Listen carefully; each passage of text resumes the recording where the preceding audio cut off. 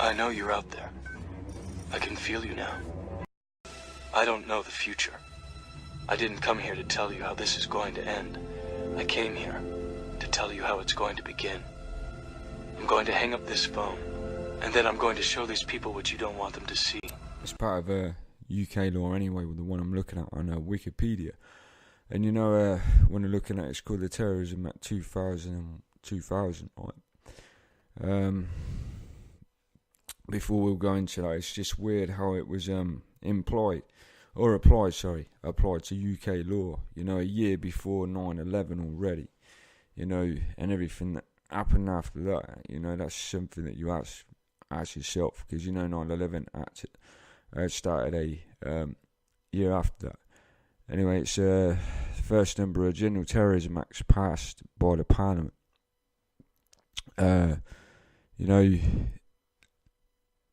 what I'm getting onto is, you know, this conspiracy thing, you know, like Theresa May and David Cameron and that, they're saying about, you know, like conspiracy theorists as subtly domestic terrorists and not non-violent extremists, right?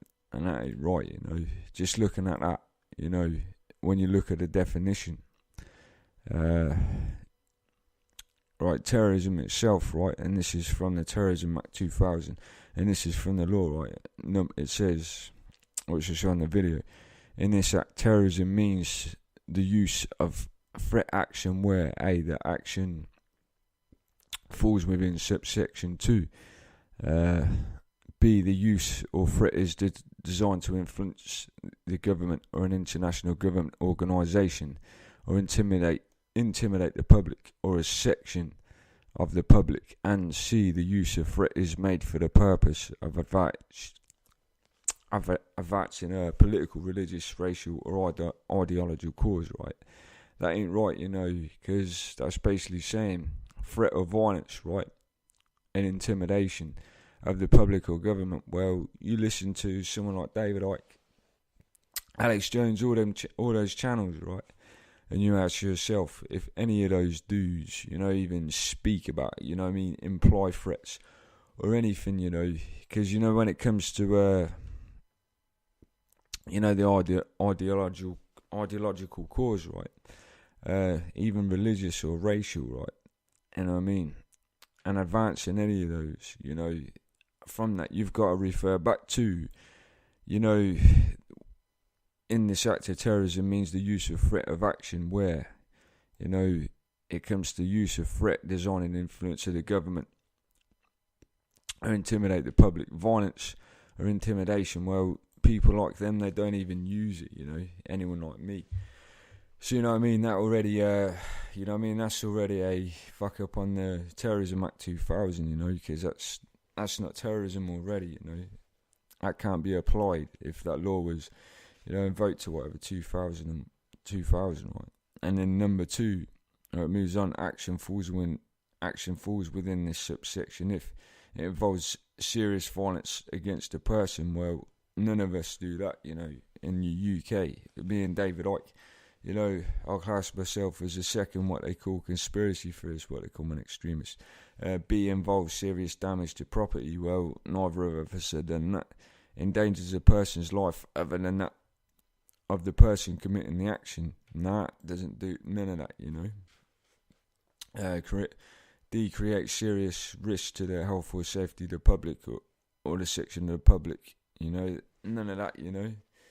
No risk or safety to the public. It's just free speech, you know, which is part of your, you know, they call it a free country. You have free speech, so that doesn't make sense anyway. And then E is designed seriously to interfere with or seriously to disrupt an electronic system. Well, you know what I mean, I ain't done none of that shit either, you know.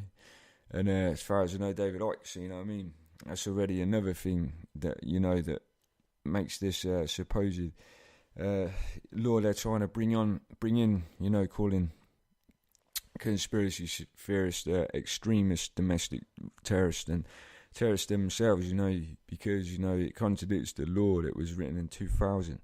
And then 3, the use of threat or action falling within subsection 2, which involves the use of firearms or explosives. Terrorism, whether or not subsection 1b is satisfied. So, the use of threat action falling within subsection 2, right?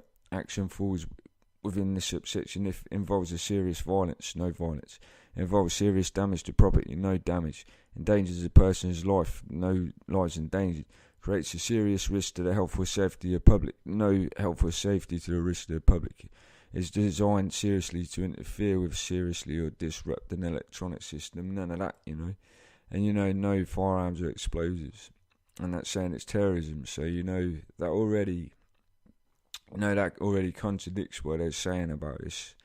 If they're trying to make conspiracy theorists, domestic terrorists themselves, terrorism itself, the key word terrorism, what they're trying to put across. And then we'll move on, right? We'll move on to, something else on my screen. Just hold on with me. We're just going through this bit by bit, right? And then we'll move on, to the Oxford dictionary definition, of non-violence itself, right? This is the Oxford dictionary term for non-violence.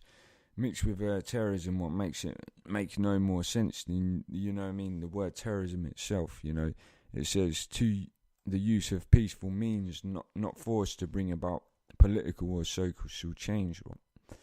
So the use of peaceful means, right? The use of peaceful means for starters, not to force to bring about political or social change. Well, you know what I mean? Non-violence itself, the main word of that is the use of peaceful means.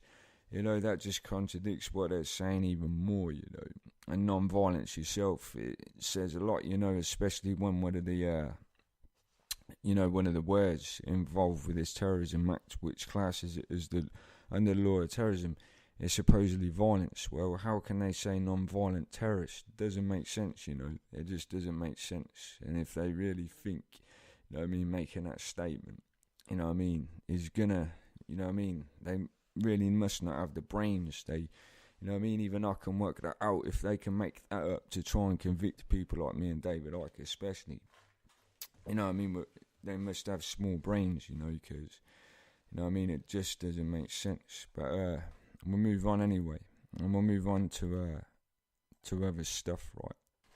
Quoting in the dictionary, right, and this is a UK dictionary, it might be the Captain Cook one.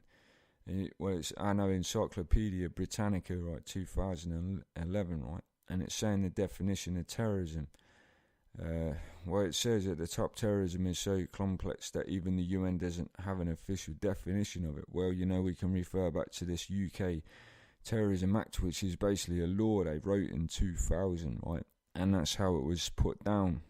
And so, it's saying, however, it can be defined as, referring back to the Britannica Encyclopedia 2011, which is, the UK dictionary, and it says the systematic use of violence to create a general climate of fear into a population, and thereby to bring about a particular political objective. Well, already, if this is supposed to be terrorism, this the conspiracy theory stuff, well, first of all, it's not the systematic use of violence already, and it's not to create general climate of fear into a population. So that contradicts it even more. And then it says, and thereby to bring about a particular political objective. Well, when it refers to what it's about on the latter, like systematic use of violence and fear to create general climate fear into population. That doesn't make sense either. So these people are talking bullshit. But the critical thinking comes into the equation, right, when they're trying to, and I've said this on the last recording, where they were saying, basically, these conspiracy theories are loopy and they're nuts and they don't talk sense. How come they're suddenly doing it? Because to me that says they know that people like me and David Icke are speaking the truth, and especially the UK population, which is where they're trying to apply this law is, it seems a lot of people are waking up. And, you know, talking on the last thing, I think, was the deception thing, what they keep to keep people asleep. You know, if they know more people awake, they know people will realise. And so they're trying to shut people up like us. I mean, I don't know if David Icke has been threatened or anything with this or even intimidated me, man. I ain't got nothing to lose. You know what I mean? We're just going through this. But, you know, I'll refer to, you know, something to do with David Cameron, right?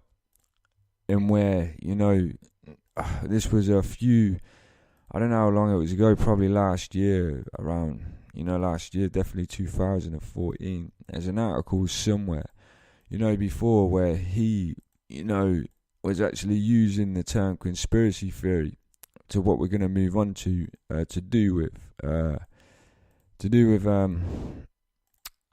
it was the paedophile cover-up with the Houses of Commons and stuff like that, you know, which Theresa May, ironically, is, you know, handling, or supposedly handling. And on this video, you see where what goes from there, the cover-up that she's covered up as well. But, you know, he's saying, you know, this dude is saying, right, you know what I mean, before he suddenly, you know, suddenly went into bringing in this thing with the Conservatives / Tories, Theresa May, David Cameron himself, same party who were trying to apply this law.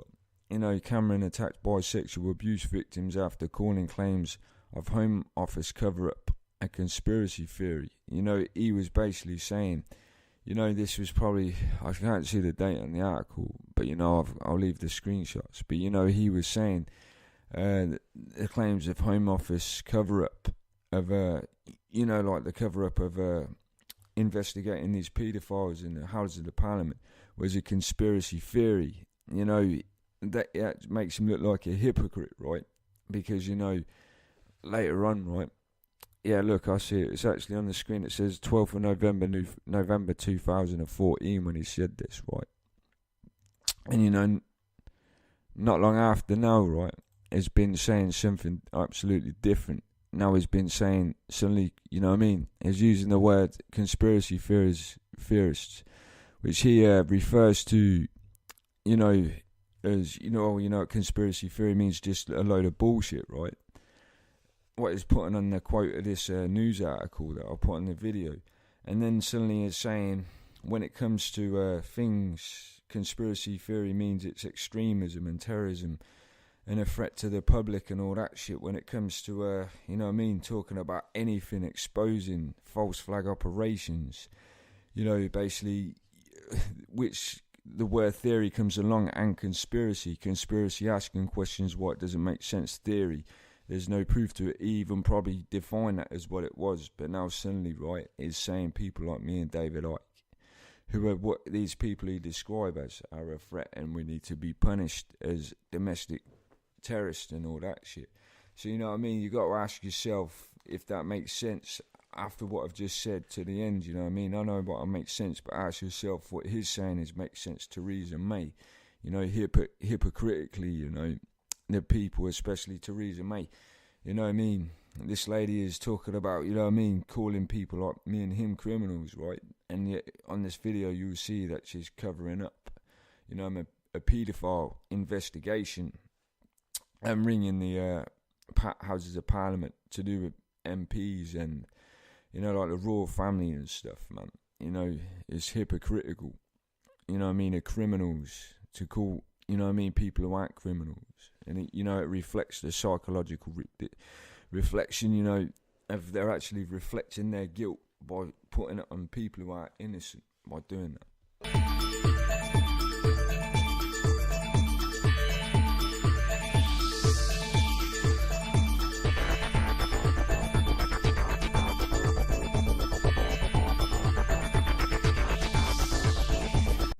It wasn't that long ago that those who claimed that there was a massive paedophile ring involving officials in the highest levels of government were written off as conspiracy theorists and kooks. That is no longer the case, at least in the UK. It turns out that this so-called conspiracy theory was true and is finally being officially investigated. And then we'll move on to the, again, Oxford Dictionary definition, right? And domestic terrorism. just to clear this up, referring back to this, the thesaurus is Oxford, and this is English, right? Act of terrorism, terrorist act. Well, you know what I talked about, the act of terrorism. And the Terrorist Act 2001, the law what states? Well, it says the calculated use of violence, again the word violence, or the threat of violence against civilians in order to attain goals that are political or religious, ideological in nature. This is done through intimidation or coherence or installing fear. Well, that contradicts that. There's calling me and David Icke, especially, as I said, I don't know who else is known conspiracy theorists, but me and this dude, you know what I mean? All what that said, let's put out the key words: violence, threat against civilians to attain goals that are political, religious, or ideological in nature. This is done through intimidation or coherence or installing fear. Listen to David Icke, listen to what I talk about, and you tell me what I've said so far, even legally could be classed, even for the Terror Act 2000, and even through the dictionary definitions, thesaurus definitions of terrorism, you know what I mean? Because to me that sounds like bullshit. But even more, it makes it more obvious why they're trying to silence me and this dude, because if they know people are waking up, it means they're trying to silence people like us for a reason. And it's called speaking the truth. And if you can't figure that out, well, I have no hope for you if you're listening to this, because it's so obvious, And then we'll move on to, the word revolution itself, right? The word revolution can be defined. It can be used as, I don't know if this is true, or because I don't know the full story behind it. But the word revolution can be defined as something like overthrowing the governments and that. Well, I made a music video called Revolution. But they, even if the dictionary definition did say it, if you look at that video, there's nothing to do with overthrowing governments. It's called protesting, and that's what I used. And in the UK, which I'll find a picture, there is a definition, to do with protesting. I just gotta find it. You have to bear with me. And referring to protesting, this is another thing that's on my screen. Basically, people have the right to protest in the UK.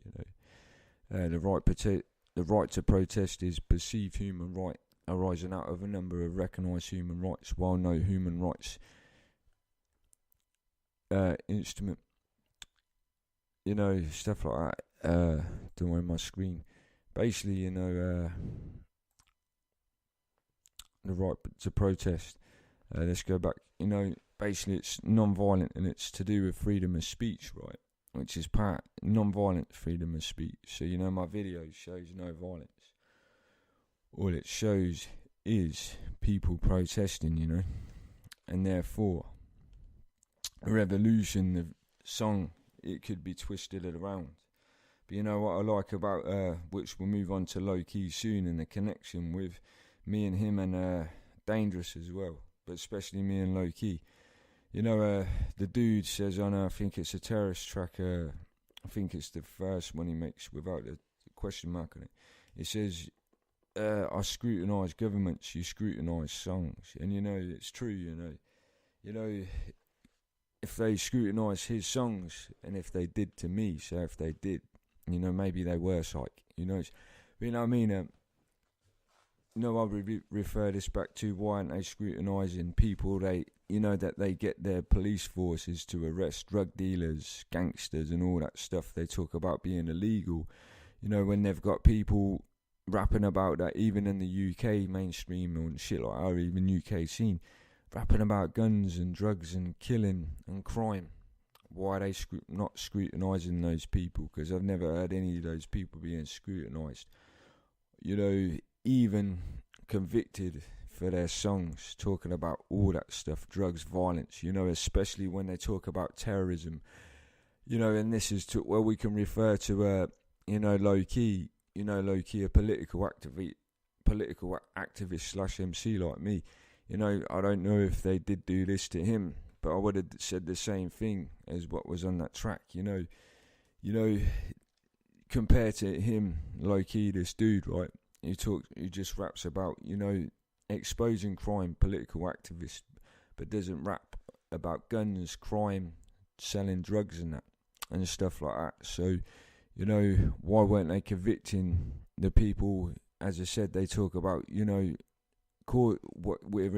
terrorism is part of that thing, bringing out fear and, violence and terror amongst people, well, that music is basically implying that, like gangster stuff, whatever that stuff, you know what I mean, bad man grime stuff, whatever they call it, you know what I mean. Why didn't they convict those dudes? Why did they convict Low-Key? It makes it more suspicious, and, these people, I don't know if Low-Key, as I said, I didn't really do too much research, but if they did, it just doesn't make sense, this dude doing that, And, where I revert back to my Revolution song, all it says, is about basically, protesting, and the video content proves that, So, what I mean? And as I said, I mentioned, I used an MOP skit from an MOP sample. And, it's called Stick to Your Guns. Well, you can look at the definition, or, it might be Urban Dictionary, sticking to your guns. That doesn't actually mean, sticking, like firearms, what it means. And anyone knows this, and we can refer to my lyrics. It's basically sticking to your, to your morals, and not backing down if you're threatened with violence, ironically, which you would be by the police and stuff when you're protesting peacefully. So I always explain my tracks, and I don't even rap about violence, because we can refer to all of my tracks, especially on my mixtape, and if they're anything, they're political, political activism, peace, and, conscious life problems. So, I just do this as an example, in reference to me and Low-Key, two dudes from the UK, ironically. I don't know if Low-Key has been convicted, I don't know if I am or if I will be, but you wouldn't be surprised. But two dudes who are convicted, who don't even talk about that stuff. But even adding to the equation, a dude from America, if you know him, if you're a hip hop fan, you probably listen to this anyway. Immortal Technique. All three of us have things in common. Immortal Technique, he was convicted, deliberately set up by the cops. Something that basically blames in something that not happened happened not long ago. And basically, any political activist MC seems to have been convicted. I know Low-Key, maybe me, I'm not sure in the full detail. But Immortal Technique, all three dudes, right? Who rap about, that stuff. And, don't even talk about violence. It's like Dance with the Devil. Dance with the Devil by Immortal Technique, that track, that dude explained the concept. Well, I didn't, but, I know his concept of that track. It was what I used his instrumental, The Consequences of Murder on it. What he explained it out, to dudes in the projects. Another way of scaring dudes to say, look, you do this sort of shit, you get into this street life, you can meet dirty people and they can set you up, and they can, they can end doing that, and that was a deep truck, when it comes to his mum and that, and what happens there, that really shocked me. But I based the concept of the Consequences of Murder track, on that, because I had a friend, but it was based on a dude I know or knew, and basically he was going on about doing crazy shit, real crazy, nasty, crime and shit, like going on killing sprees and that. So, what I did, because I didn't know his life story, I put my life story in it as an example of someone with a similar background, who's gone through a shitty life. And then what I did at the end on the last verse is, make a verse about what he was talking about doing, or on the same lines. you know, to show an example of someone with a similar background going through a shitty life, and, you know, they end up doing something like that, where his path would go, and, you know, to show him what happens or could happen. That's why I say say we die but we never exist, but do you want to do either and take out the risk? You know what I mean? Because going to hell, you'll be there forever. So, you know what I mean? That's where I based mine. So, you know what I mean? Based on those three dudes, like, you know what I mean, low key, a more technique in me, it's not right, you know, that dudes like us could get, well, me and low key, I'm not sure about, but, you know, more technique, get convicted, you know, when we actually talk about, rap about stuff exposing crime, you know what I mean, anti-criminal.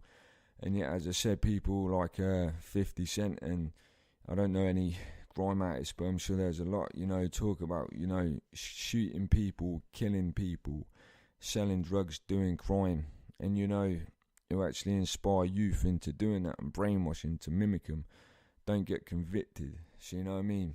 That's just part of it. But you can see where the line goes along. Because of that, they will never be as strong or as fast as you can be. What are you trying to tell me? That I can dodge bullets? No, Neo. I'm trying to tell you that when you're ready, you won't have to. And then, you know, we'll refer back to, you know, the Terror Act 2000. If you look on Wikipedia and you look for that, there's different forms of, I think it's through domestic terrorism, more, you know, to do with this terrorism act. And, you know, the ironic thing that I noticed in that is something, it definitely mentions right wing, right? And, you know, says to do with right wing extremism or even right wing. And, you know, I think it even mentions that left wing or something to do with left wing are less extreme than right wing. Where, you know, if you know what a right wing party is in the UK, especially, you think of someone like Britain First. You know, they're right wing extremists, and what they do, you know, I've left it on the video, they've got fight clubs and stuff, you know, these things called fight clubs. They're extremists, they're basically neo-Nazis, you know, they're like the Ku Klux Klan, but, you know what I mean, they're putting on a front as a party boy, not dressing like them, dressing in like green jackets.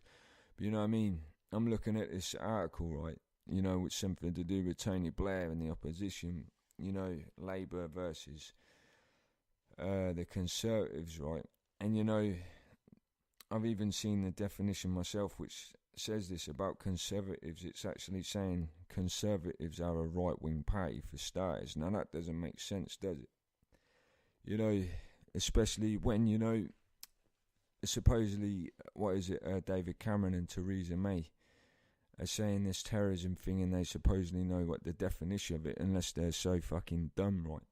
You know, one of the parts, what they're probably using, or they could try and use, as a loophole around it, even though you know, the definition, the word terror, fear, violence, which me and David Icke don't do. You know what I mean? One of these sections, if you look through it, it actually mentions right wing. Well, how come Britain First and that, you know, keep going around doing what they do, fight clubs, you know what I mean? Basically an extremist group, or ironically, you know, called Muslim extremist, extreme, even though they're a small population, probably smaller than the Britain First right wing group and fans. But, you know what I mean? Referring to where it says, and you can look this up, and I've left it on, you know, even Tony Blair calls them, you know, Conservatives are right wing. So, you know what I mean? So that what they're saying, we can be right wing, but we can, you know what I mean? But we won't be put under that terrorism act if we do it. That doesn't make sense, does it? So, you know what I mean? Already, you know, hypocritical of them to saying that. We'll move on anyway. You know what I mean? We'll move on to... I'm just moving on now. You know, staying the first of this thing. Let me just catch up to where I'm going with this. And then I'll, you know what I mean? It's just catching up with what I'm on the screen. You know, staying on topic of Britain first, you know, and you know they're talking about, especially when one of these things mentions right wing and extremism. Well, let's just start with this. You know, they're saying extremists is one of those things they're calling conspiracy theorists. And you know, we refer to Britain first mainly, who I said are extremists, and you look at their background. Well, you know what I mean? And you know, this part of this terror thing is to do with violence. Well, another article I put up where Britain first threatened journalists with personal direct action, and that basically threatened them with violence. Well, violence and extremism therefore can refer to more to Britain first. You know what I mean? If this refers to terrorism. But I haven't heard anything about those, you know what I mean, that group ever being convicted, if anything, you know. So, you know what I mean? That doesn't make sense either, man.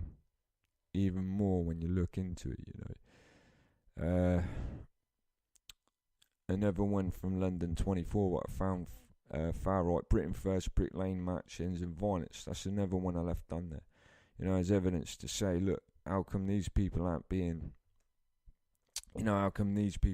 convicted, and that, you know, if this, you know what I mean, if people like me and David Icke, you know, don't even do any violence or haven't even done any violence or threatened or intimidated people like Britain first get away with it, when me and David Icke just talk about, you know, conspiracies and theories and don't invoke violence, how come they're not being, you know what I mean, how come Britain first aren't being convicted or being put under this supposed thing what they're trying to bring along?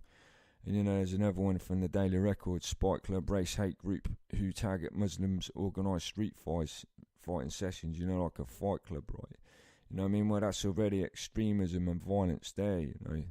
So, you know what I mean? It's contradicting what they're saying, you know, Theresa May and David Cameron, making them look more like hypocrites and idiots. And then we'll move on to, you know, and I've got a screenshot from Britain First again, right? And, you know what I mean? This is from their official page, 7th February 2014, and it says, Britain First Fight Club coming soon, shortly interest. You know what I mean? That Fight Club, you know, as far as I know, fight clubs themselves, right, they're illegal. You know, if you look at that film, Brad Pitt, I think it is, and that, whoever else, isn't it?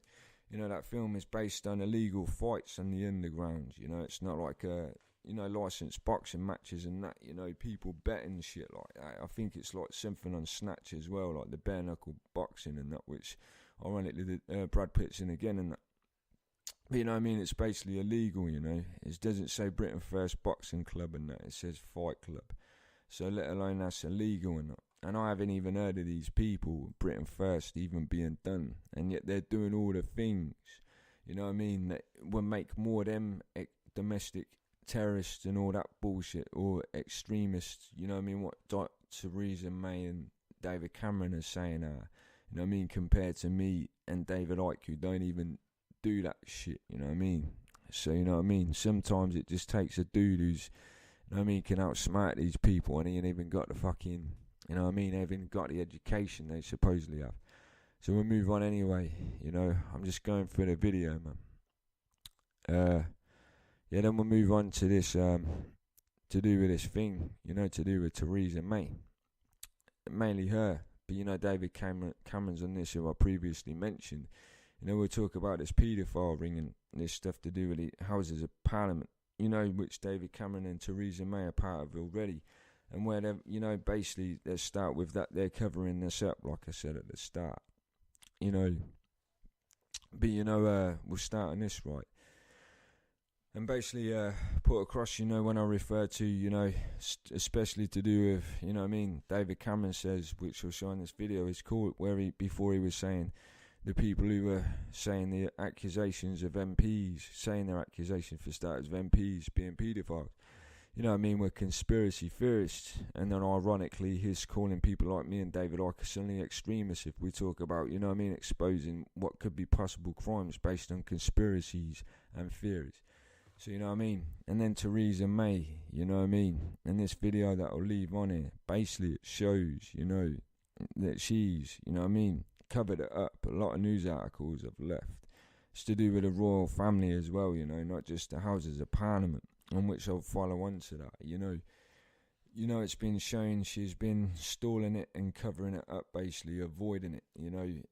and it's a very serious issue, you know, like kids being touched up and, you know, nasty shit like that. You know what I mean? And so you ask yourself, you know what I mean, who's the big criminal? People, conspiracy theorists who talk about exposing crime without violence, and actually, you know, put it on the internet to try and get people to listen because it shows the authorities cover it up, that they have to do it another way. Or then people like Theresa May and David Cameron, who have the authority to, you know, over the police to investigate it if they just say investigate this for us, you know, and yet they cover it up, you know what I mean? Ask yourself who the real criminal is there, for starters, you know. So, you know what I mean? We'll move on to this anyway. I'm just fast forwarding through this video, just making sure I don't miss anything out.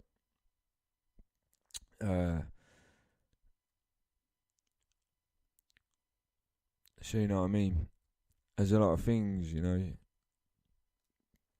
on this video. I'm just going through the video, just seeing what's, making sure I don't miss anything. Yeah, well then we'll move on to the royal family, right? You know, this connection with the royal family. And, you know, to start with, you know, all you've got to ask yourself, you know, well, three people have things in common. You know, 2 have been convicted, and I'm not sure about one of them if he's been convicted or arrested for it. But, you know what I mean, 2 people convicted of being paedophiles.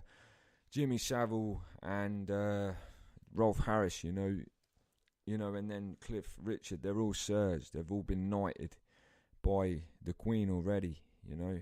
It means, you know what I mean? And there's more connection that has been exposed more, especially out of Jimmy Savile, you know what I mean? It's blatantly obvious that she was part of the cover-up with him.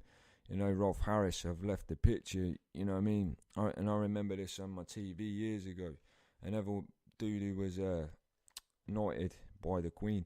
I remember on the TV he made this painting for her, which I've left on the video as well, to show even more proof. But you know what I mean, you just Google search that, they're all knight. They've all been knights, they're all sirs. Cliff Richard, Sir Cliff Richard. Jimmy Savile and Rolf Harris. So you know what I mean? And it makes you wonder, you know what I mean, how, you know what I mean, when, especially with Jimmy Savile, even though it's blatantly obvious that he was part of it, that it's still being covered up. And Theresa May isn't investigating that. Rolf Harris, you know, with this article I've left with Cliff Richard, you know, it basically says that one I only found was saying is claiming that he isn't a paedophile. You know what I mean? It based on that cover-up thing, maybe the cover-up was behind it. And you know, before we move on with this paedophile thing, you know what I'll leave in as well, you know, someone else who was knighted by the Queen.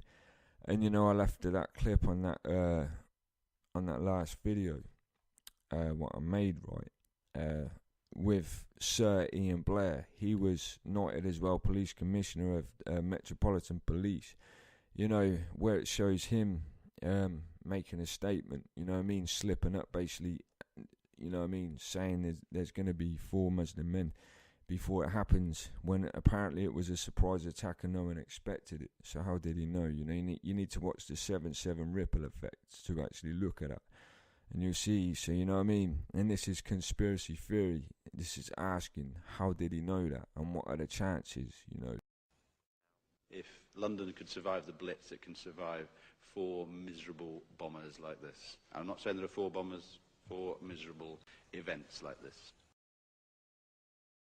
I've heard stories of a strange, haunted-looking figure walking the corridors of Broadcasting House late at night, making a weird, wailing noise. But enough about the Not So OK UK. These are the very issues that are not being addressed on mainstream media networks. Some of these issues even get more depressing when you keep digging down the rabbit hole. Take the VIP paedophile ring, for example. Some of the top figures in the British Parliament and even Buckingham Palace have been sexually exploiting young, innocent people for years. This disturbing truth has been happening for decades. Good old UK law for you there. The police cannot even get near these sick people. A powerful elite of at least 20 prominent establishment figures formed a VIP paedophile ring that abused children for decades. Senior politicians, military figures, and even people linked to the royal family are among the alleged abusers. Peter McKelvey, the former child protection officer who first raised the alarm about high-profile individuals engaged in child sex abuse, said that their campaign of abuse may have been going on for as long as 65 years. Over the years, we've received many allegations of abuse at the highest levels of government. Past prime ministers, past senior members of the British cabinet have been mentioned as abusing children. It doesn't get much worse than that. We're talking about the worst kind of crime committed by the people who are supposed to be running the country. A teenage boy working at Buckingham Palace revealed he was groomed and sexually abused by a VIP paedophile ring there. The lad was also assaulted at the royal family's Scottish retreat Balmoral. In a heartbreaking note, the boy, then just 16, told how he was the victim of exploitation of the highest order. The disturbing account was passed directly to the then Home Secretary Leon Britton, but he ruled it was not practical to investigate. Palace officials have already been linked to the notorious brothel, the Elm Guest House in southwest London. Well, it seems that in Great Britain, protecting paedophile politicians is now turning to a matter of national security, if they are protected by an aura of power and ostensible respectability. The government will establish an independent inquiry panel of experts in the law and child protection to consider whether public bodies and other non-state institutions have taken seriously their duty of care to protect children from sexual abuse. Victims of child sexual abuse have warned Theresa May they will withdraw from the government's controversial official inquiry unless major changes are made. In total, Mace, In an amazing, open letter, amazing, amazing, 24 signatories claim the inquiry, as it stands, is not fit for purpose because of what it is being asked to examine and the proposed chairs. The signatories said they had no option but to end engagement with the inquiry until Mrs. May scrapped the current panel, replacing it on a transparent basis, declared a statutory inquiry, and extended the cut-off date to 1945. They wrote to Home Secretary Theresa May's officials complaining the Home Office seems to be running the inquiry to meet others' needs rather than those of survivors. We need three things: justice and support for victims, the truth about what happened and how the Home Office and others responded, and stronger child protection and reforms for the future. After the release of a report into Home Office cover-ups last month, Mr. Cameron seemed to dismiss survivors' concerns, saying some who've been looking for conspiracy theories will have to look elsewhere. I blame them as much as I do my perpetrators. To ensure no powerful culprits escape justice. However, victims' calls fell on deaf ears, and May snubbed sex abuse victims for trip to Brussels. She skipped the emotional meeting where victims were demanding that the troubled historical abuse inquiry starts as soon as possible. Just a reminder, the royal family is granted absolute protection from public scrutiny in a controversial legal reform designed to draw a veil of secrecy over the affairs of the Queen, Prince Charles and Prince William. With the elite paedophile ring now being exposed in the UK, all roads are leading to the British royal family. Some claim this law was passed to keep this connection hidden, but as we now know, Prince Charles's favourite was Jimmy Savile, who is the biggest paedophile and necrophiliac in modern British history.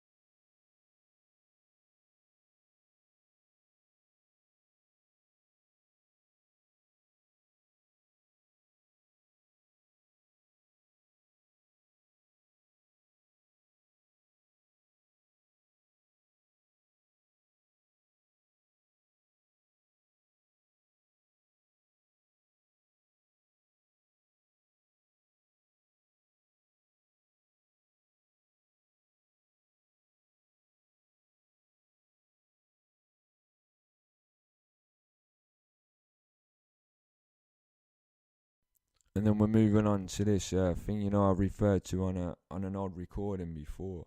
One of my recordings, I've talked about, you know, like a scam, or, well, you know, they're scams. They're like basically fronts as charities, but are actually big scams. And, you know, we'll refer to what I said about as Cancer Research UK. I was actually, you know what I mean, donating to them before until I looked it up, you know, and did my own thinking. And, you know, basically what I will say, and I've left a video about cannabis oil as well, which is proved to cure cancer. But, you know what I mean, there's things that I've found through online media, all through, you know what I mean, it's decent sources, you know, like newspapers and that to prove it.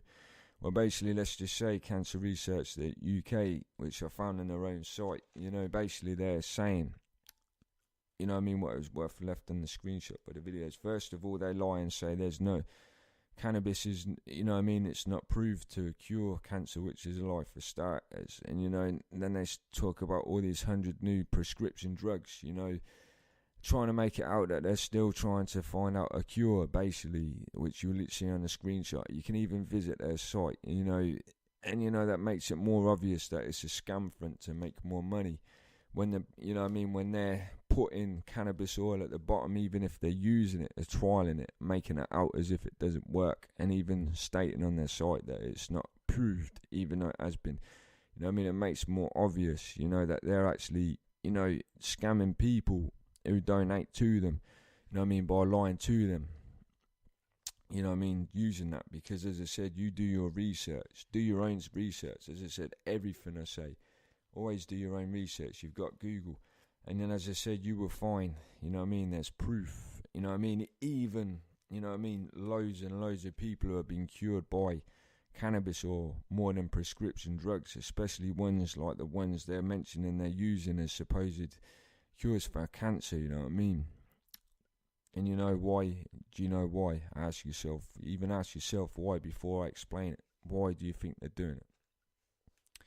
Because to me, you know, they're doing it to make more money off people. You know, because as I said, this cannabis cure, you would have never, I don't even watch mainstream news, but I guarantee you would have never seen this mentioned in mainstream news.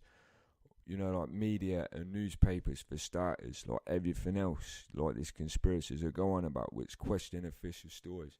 And there's a reason, you know, to the connection in the mainstream media and government owns and stuff, you know. I just carry on going through, you know, and there'll be a screenshot of someone who, you know what I mean, even from Cancer Research UK, who even denies, you know. And then we'll move on to, you know what I mean, I've got left a video, but even a science page, and, you know, there'll be more on it, you know. Even you can do your research on this to prove, you know, that it cures cancer, you know, cannabis, you know what I mean, even better than these supposed drugs. So, you know what I mean, always do your own research on that.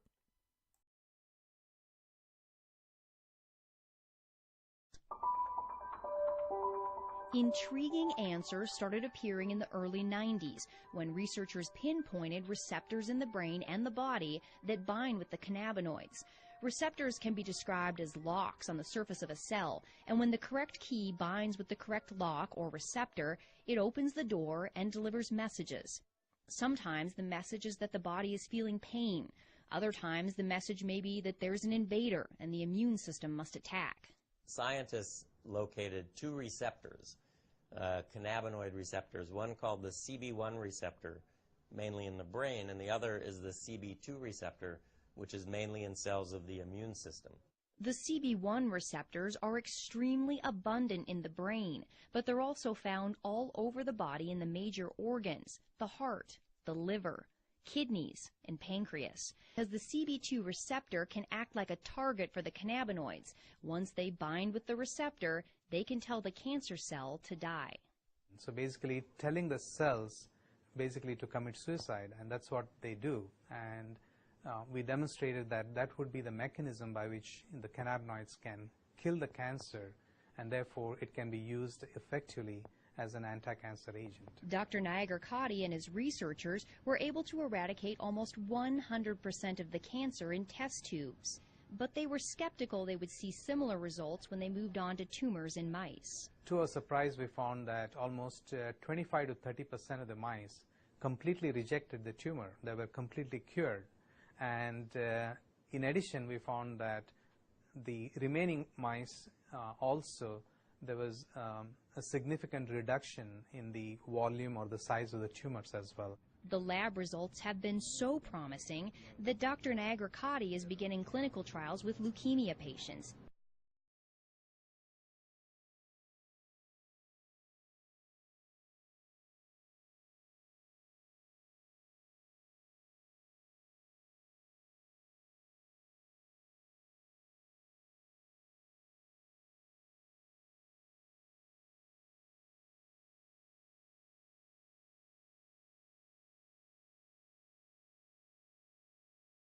How people, political leaders, they can easily fool people by putting on, dressing as casual, as I said on the last one. I think it was a psychological deception one.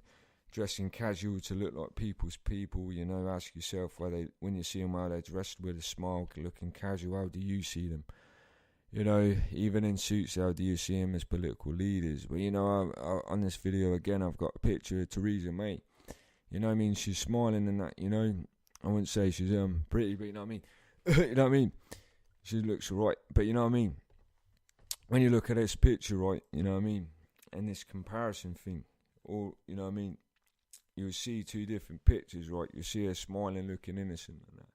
And then you see this face and she's pulling a real nasty, evil face, right? And you know what I mean? All those behind those things, there's a lot of, you know, that's the thing. You know what I mean, which I'll go on to, but before first, right, I'll move on to Netanyahu again, who again on a picture is using a smile and is dressed casual and that. I got this off his Facebook page, and you know, before I realised about what it's about, you know what I mean, you know, I took all of that out in my mind and I looked at this picture you'll see on the video, and I thought, well, if I was a general person who didn't know him and I saw this in media, I would see a nice, genuine, kind dude, you know what I mean, who's honest and shit, you know what I mean, doesn't do anything wrong. And you know what I mean, and I've got another picture I found of him, a couple of them, you know what I mean, looking absolutely different to how he's portraying himself to be, using this psychological deception. And you know what I mean, he's got a real, he's trying to put on an evil face for starters. You can tell he is. I can see the fear in his eyes if I take the eyebrows away anyway. But you know what I mean, he's putting on an evil face, you know, and there's another one where he's putting on a real sour face, you know what I mean? He looks like some kind of Hitler, you know what I mean? And that proves in comparison, you know what I mean? You know what I was saying about, you know, that if any people like that, you know, they could put on a front that they're a sheep, but they're a wolf in sheep's clothing. And you know, when they come out of that sheep's clothing and they show the wolf side, you know, anyone can do it. You know what I mean? I mean, I don't know anyone if they listen to that, if they've met people like that, and it doesn't matter where you're from or the situation. But, you know, some people might have met people who smile in their face and, you know what I mean, whatever the social thing, and then they end up showing a different side. They can switch in them, you know what I mean? It can be through violence or just through physical violence or anger. There are people like that, and there's no difference with people like Netanyahu, Theresa May, David Cameron. You know what I mean? It's not, you know what I mean? It's just a front thing. And this is all conspiracy theory, free speech. So, you know what I mean? That's what you got to realise, man. And there's a lot of backup, especially with Israel and Mr. Netanyahu. You know what I mean? To do, you know what I mean, with a lot of stuff behind that, which I've been talking about, the Rothschild connection, Illuminati, all that stuff. But I'll keep it as brief as possible, you know. You know, if you look at my other videos, you'll see the story behind that anyway. Last week, the U.S. Congress passed a bill which repeals posse comitatus, which means that we have now institutionalized and codified martial law. Right now, the battle against terrorism involves all of us. Everybody in this country is a potential terrorist. And the words that they use in there to bring everybody in as a potential terrorist is any associated forces, which means that if you happen to visit a website, happen to attend a meeting, happen to do one association, you can be accused of being a terrorist, and the bill says you have no right to a lawyer. They've been abusive of this for many years, but now it's been codified. And this president, just about a year ago, announced that some of these bad people, even though they're American citizens, don't deserve even charges, that they can now be assassinated. We should be consciously aware of terrorism and deal with it, but to say that we're at war with the world and we can send a drone missile and send our troops any place we want is very, very dangerous. Endless wars, attack on civil liberties. This Patriot Act is not very patriotic, let me tell you.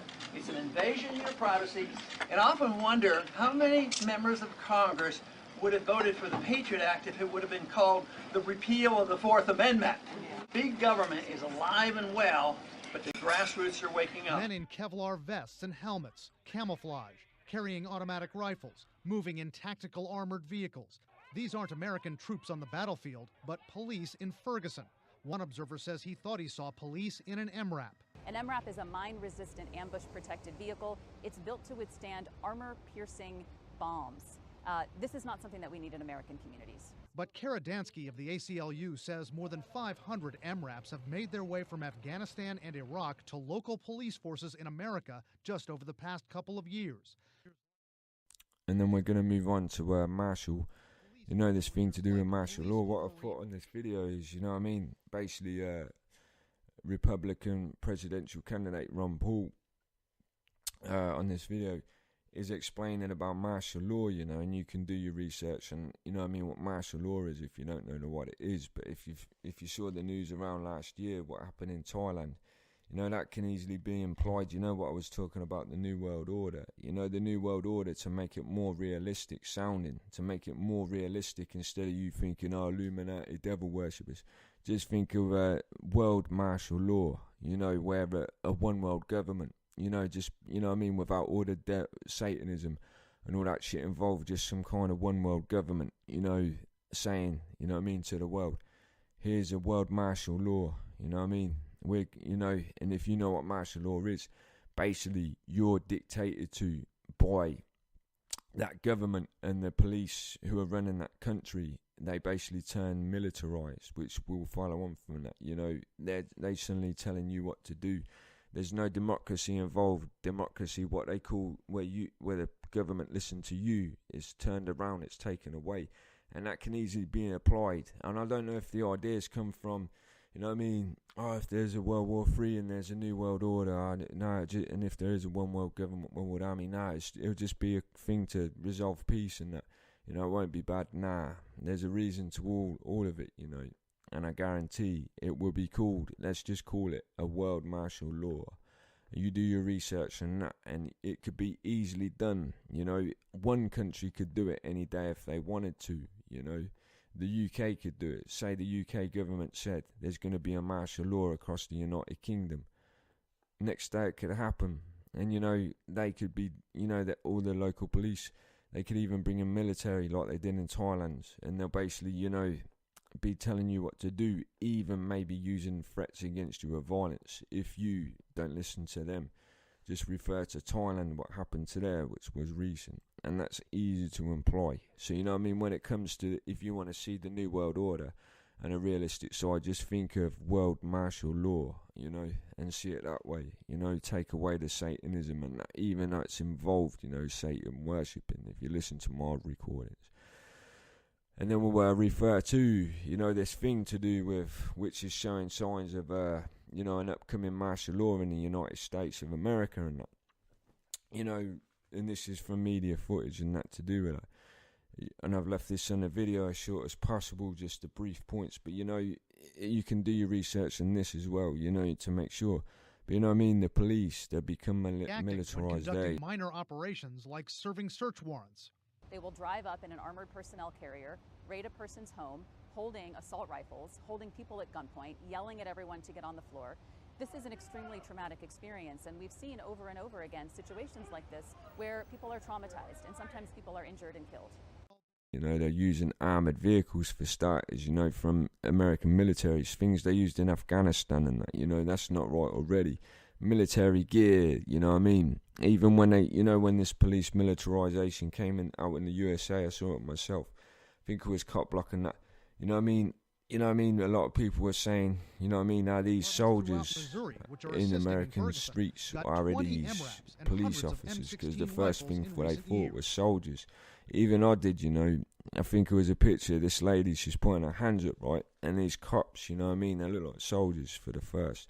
So, you know what I mean? This video shows you, you know, like marksmen, professional marksmen, all dressed militarised on top of armoured vehicles, you know, with sniper rifles. That ain't right. You know? And, you know, a lot of things come from that, you know, and you'll see it, you know, you can even YouTube Ferguson protest and that, you know, and you'll see where people were peacefully protesting.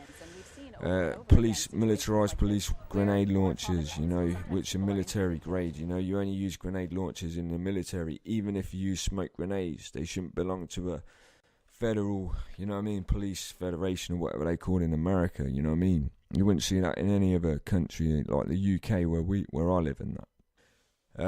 You know, where I was saying before, you know, when World War III starts, you know, why the world's distracted by all these nukes going off and all this devastation going off around Europe and Russia and that, and with China and that, you know, easily as distraction, you know, led onto this militarised police, the conspiracy, you know what I mean, makes so much sense, you know what I mean, where it's heading in America, that why this World War III is going on, what we would call the martial law in America, let's just put it for starters, will start while the world's distracted, but what we will call that is the start of the world martial law. You know, the biggest country to take control over, you know what I mean, you know what I mean, continent of the world to start with. You know what I mean, why the world's distracted by the, you know what I mean, the World War. So, you know what I mean, it's not hard to, you know what I mean, to apply.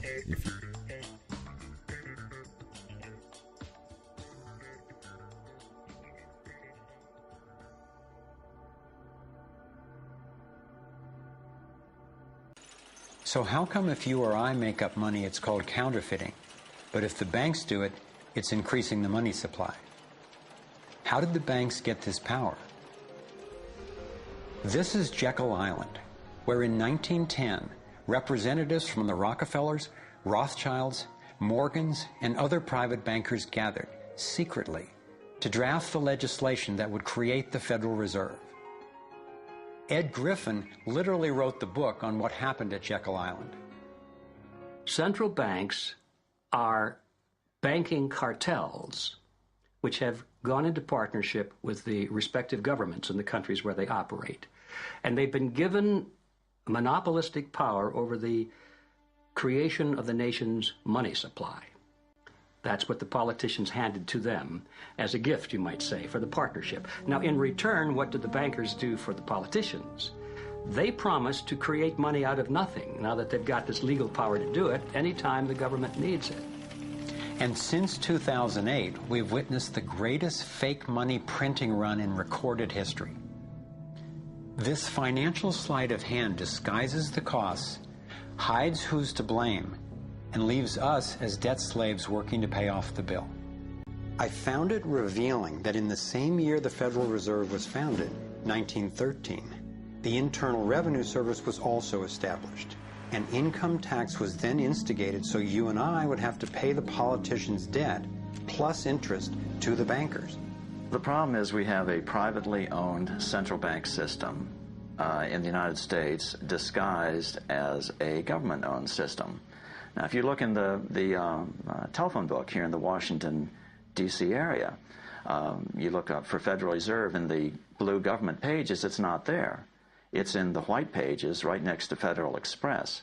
It's a privately owned central bank. What proper relationship, what should be the proper relationship between a chairman of the Fed and a president of the United States? Well, first of all, the Federal Reserve is an independent agency, and that means basically that there is no other agency of government which can overrule actions that we take. There is no other agency of government which can overrule actions that we take. We have a private bank that prints money on behalf of the Treasury. The Federal Reserve prints money on a debt-based system which creates scarcity. But it puts a group of insiders in a position of having access to all the data about the economy when we don't. So you have a small group of bankers who understand the data on how the money works in the economy, and it gives them the ability to print money in a way that the insiders are protected and everybody else is trained. And they don't like it when people blow their cover. After Catherine began exposing government corruption at the highest levels, the FBI raided her company and seized its assets. She was dragged through the courts for 10 years before being found innocent. So we've got the Federal Reserve, a privately owned corporation with a monopoly on creating money, but with no accountability, backed up by a government with a monopoly on force. The country got sold on the Fed as an institution that would help stabilize the economy and remain independent of politics. But in fact, in close to a century of existence, the Federal Reserve has done just the opposite. Since they took charge, we've been robbed through inflation, and the purchasing power of the dollar has declined more than 96%. And the wealth gap makes it clear most of the money is going to a very few. Only 16 years after the Federal Reserve was in power, America experienced the Great Depression. My research revealed that before the big crash in 1929, the elite bankers pulled their money out of the stock market. After the crash, they used that money to buy up cheap stocks and smaller failing banks for pennies on the dollar. Among the bankers who consolidated their wealth this way were the Rothschilds, Rockefellers, biggest banks, including Bank of America, Citigroup, and Chase, controlled by the Rothschilds, Rockefellers, and Morgans, were bundling and trading bad loans that they knew would eventually fail. It's like putting rotten oranges in a box and selling them as grade AAA. The bundlers of the debt knew it was only a matter of time before someone would open that box and see that the content was worthless, since they were the ones who packed the boxes in the first place. When the rotten oranges, what we hear about as unsound loans, derivatives, and credit default swaps, were finally discovered, everyone was impacted. People lost their homes, their jobs, their businesses, and their retirements. Meanwhile, the biggest banks who created the problem in the first place were the ones who got bailed out. Why would the Federal Reserve give trillions to the banks, even though the majority of Americans were against bailing them out? And why not help those most in need rather than the perpetrators of the financial collapse? My research led me to believe that the same people who created the Federal Reserve, the Rothschilds, the Rockefellers, and the Morgans, still control it, and they use this scheme to bail themselves out at our expense. Many of the banks created are still the most powerful lobby on Capitol Hill, and they, frankly, own the place. Stage one, it's like throwing a fishing line out. Stage one, you put lots of money, units of exchange, into circulation. You do this by pushing interest rates down, by making lots of loans. This is the part of the cycle we call a boom. Because there's lots of units of exchange in circulation, there's lots of money changing hands. That generates lots of economic activity. That generates jobs. And as more and more money is spent, there's more demand. So companies take out more loans of fresh air money to increase their production. People get confident in their everyday lives. Hey, you know, I work for this company, they've got lots of orders, it's really going great, my job's safe, I tell you what, we can have a bigger house. Then they start to change it. What they do is they pull the fishing line in. They push interest rates up. Now, fewer people, are taking out loans, and they make the criteria for having a loan from the bank stronger anyway. And also, now, as interest rates have gone up, a larger part of people's income is going to pay back the extra interest and not being circulated in buying things. Suddenly, there's nothing like as much money in circulation, and therefore, fewer things are being bought. Companies start to go down in terms of their profits, they start to shed jobs, and they start to go out of business. People lose their jobs, they can't pay the mortgage anymore of the big house they took out in the good times. Now what the banks are doing is starting to reel the fishing line in, because as they go bankrupt, companies and individuals, the banks get the real wealth, the property, the land, the resources that they had signed to them for lending merely figures on a screen. Now this economic cycle of fishing line out, fishing line back, lots of units in circulation, pull them in, has been going on for centuries. And what it's done, it's stolen and accumulated the real wealth of the world in the hands of the few. There's a thing to do. I've left two quotes. One's left off the video, one I added in to do with, you know what I mean, more coincidental to do with two of Jacob Rothschild's ancestors, you know, from his bloodline. And, you know, one was from Baron Mayer Amschel Rothschild. He says, "Give me control over a nation's currency, and I care not who makes its laws," right? And then there's another one from a dude, Nathan Rothschild, right? "I care not what puppet is placed upon the throne of England to rule the empire on which the sun never sets. The man who controls Britain's money supply controls the British Empire, and I control the British money supply." So, you know, these two Rothschilds who made these quotes, you know, basically saying they control those countries, you know, and even more to people who are living in the UK, listen to this. You know, Nathan Rothschild actually mentions the UK, saying he's in charge, you know. And have you ever heard, well, you know, when I mentioned Jacob Rothschild himself, or any of the Rothschilds general, if you end up listening to this recording, ask yourself, have you ever heard the Rothschild's name? If you're not a conspiracy theorist, just a general person, you know, involved, you know what I mean, mentioned to do with the government, David Cameron and that, because, you know, I hadn't years ago, and that sends alarm bells ringing, you know. At the international level, central bankers use the World Bank and the International Monetary Fund to make more money while exploiting the resources of countries they lend to, bankrupting them in the process. The central bank of central banks is the Rothschild-created Bank for International Settlements. He who controls the money controls the world, and a very few control the money. The elite central bankers who fooled the world into letting them create money. They already have vast fortunes, so what is their end game? What is their ultimate agenda?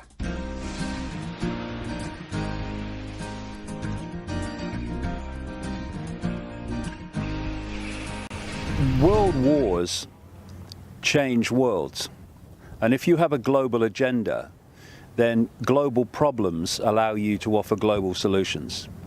And if you look how the world was transformed by the First World War and the Second World War, the world was a completely different place after both of those wars. And the idea all along has been to have a third world war to complete the transformation into a global state with a world government and a world army dictating to the global population. More now of our special coverage here tonight, life in the U.S. in 10 years' time. By that time, there may be all kinds of new ways to safeguard and identify all those things that make each of us unique, our faces, even our fingerprints, even our eyes. Here now with more on the future of technology, NBC's Tom Costello. The year is 2017. You're rushed to a hospital unconscious with no ID or medical history, but thanks to a microchip under your skin, it's all there. Science fiction 20 years ago, but a biometric reality today. Already, fingerprints and iris scans verify passenger identities at airports. Within 10 years, that technology may be even more widespread. And look for more complex facial recognition programs that scan a crowd of thousands looking for a single terrorist. Today's facial recognition software starts with the eyes. Then it maps out the contours of the face and compares that against a database of millions, a database that's growing by the day. If that's what people want in 10 years' time. In fact, it's already here. The latest home security locks use fingerprints to control deadbolts. And at the Jewel Osco grocery store in Chicago, some customers pay using their fingerprints. No paper or plastic. You don't really need anything other than your hand, and you already got that with you. So will future department stores scan our irises, like in the movie Minority Report, then offer products catered to who we are? Hello, Mr. Yakamoto. Welcome back to the Gap. Experts say that technology is here now. The challenge is to safeguard our privacy in a brave new world. Tom Costello, NBC News, Alexandria, Virginia. Where we go from there is a choice I leave to you.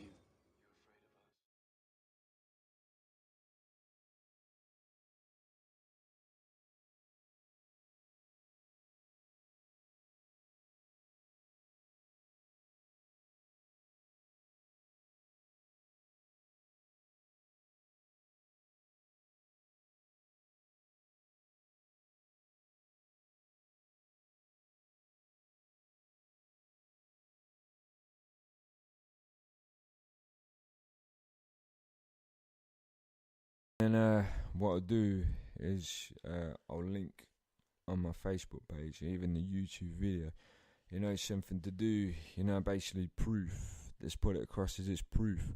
You know, I have mainstream media, what I was talking about, that the deception, you know, proof, evidence that, you know, a lot of things they've said is, you know what I mean, it's been like, there's been staged events and that. You know, they've been made up events and, you know, stage scenes. They're not even at the scenes they supposedly were at. You know, it's about an hour long. I did post it on my Facebook page previously, but you know what I mean? You just look at that and you don't even have to watch it an hour, but there's a lot of things to do, a lot of events, you know, where the mainstream media, in which they always show you as to be the truth. You know what I mean? They've been proved to lie about a lot of stuff. You know, in the last video I made on YouTube, or I uploaded, I shown a picture, you know, like proof which someone caught, you know what I mean, without them realising, of where it shows on the TV camera basically this news reporter standing at some crowded live event, but someone caught a live picture, you know, from a building showing that it was staged basically, and it wasn't how the media were portraying it. So, you know what I mean, there's a lot behind that as well, you know. And when you add these things together, you start, I mean, if you can't see or even see, you know what I mean, like they're saying, lock, stock, alarm bells are ringing, Willie. I mean, if you can't, you know what I mean, if your alarm bells aren't ringing about this stuff I've been talking about, you know, I really can't, you know what I mean, I really can't help anyone. And, you know, before I sign out, all I will say, you know, I found another way, you know, using the last video I made. Basically, instead of putting conspiracy, I put evidence, forensic evidence. You know what I mean? Evidence to prove, you know, 9/11 and 7/7 mainly were an inside job. ISIS beheadings were staged. All that stuff, you know, from forensics experts, media forensic experts, architects, demolition experts, you know, in that last video. You know what I mean? Who say, you know, with proof using science to say, you know what I mean, these things were staged. It's not how the official story said. You know what I mean? That's how I found another way of pointing it across in that video, to try and get more people awake. Because, you know, when it comes to I don't know what they call them, anti-conspiracy theorists, you know, they ridicule people like me for starters. They say, no, you got no proof, you're talking out your ass. But you know what I mean, that's why I put that video across as evidence, because those people were basically like the conspiracy theorists, don't see it, don't believe it, no proof. So you know what I mean, that's how I found another way, you know, of putting it across on that YouTube video. Evidence, forensic evidence, science, you know, you can't argue against science, especially, I'm sure if those type of people who are anti-conspiracy need proof, and you probably always go on science, especially to do with that. So there's no excuse than watch that video uploaded, you know what I mean, out of any of the ones uploaded. But hopefully, if people, you know, when they listen to this recording, if they've listened to my others, can put that across and say, start with the evidence video about 7/7, 9/11 ISIS. You know what I mean? Hopefully that will get, you know, a lot of people who are asleep to wake up and then follow that rabbit hole where a lot of conspiracy theorists started down like me, you know. and follow from everything else and do their own research, you know, about things with decent sources, and find out the truth behind a lot of things, you know, what have been pulled over their eyes, you know, because that's all I want to do, you know, wake more people up. The more people that wake up and realise the truth, the more people that realise, you know, that what's been put before their eyes, there's a lot of deep, there's a bigger story behind it, you know. So you know what I mean. Hopefully you'll follow that. Anyway, Mace signing out. Hope you listened in, enjoyed it. How this is going to end.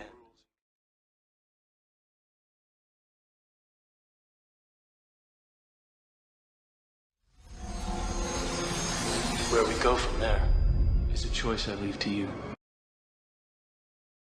Do you want to know what it is? The Matrix is everywhere. It is all around us. Even now, in this very room. You can see it when you look out your window, or when you turn on your television. You can feel it when you go to work, when you go to church, when you pay your taxes. It is the world that has been pulled over your eyes to blind you from the truth. What truth? That you are a slave, Neo. Like everyone else, you were born into bondage, born into a prison that you cannot smell or taste or touch. Yet their strength and their speed are still based in a world that is built on rules. Because of that, they will never be as strong or as fast as you can be. What are you trying to tell me? That I can dodge bullets? No, Neo.